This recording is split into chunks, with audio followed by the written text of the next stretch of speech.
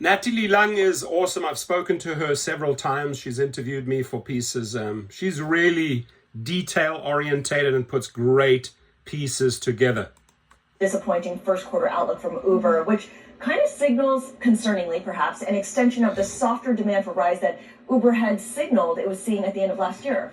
Yeah, and so at the end of last year, what happened was Uber talked about these rising insurance costs that they have passed on to consumers and that have hit demand in some key markets like New Jersey and California, and they're trying to do something about it this year.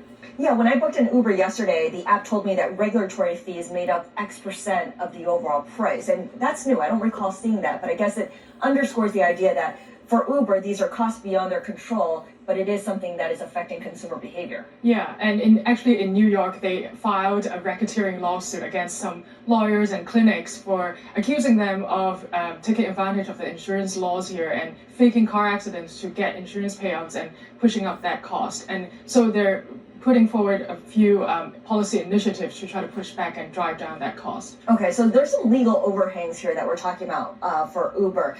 Uber is, however, trying to seek other sources of revenue growth and is looking to sell subscriptions.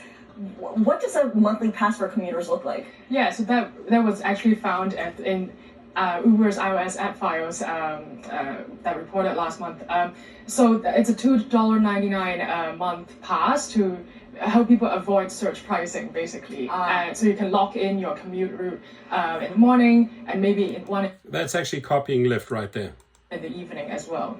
When is this going to be rolled out? So we don't know yet. The company wouldn't comment on our findings, but it is definitely in the works. It's in the code. Okay. Also in the works, of course, is autonomous vehicles, and Uber has been striking partnerships with different companies. Where are we at in that effort? So just today, Uber announced that they're opening a wait list for people in Austin to sign up for Waymo rides that are going to launch next month. And in Atlanta, they're going to launch exclusively with Waymo as well in the summer. So there will be more partnerships coming, and they see this as a really long game that they're trying to. Thanks, Natalie Lung. So not looking too hot. They sort of have a partnership going with Waymo. Tesla, robotaxis not on board. Stocks, I've been watching them. They've dropped from the 80s down to the 70s.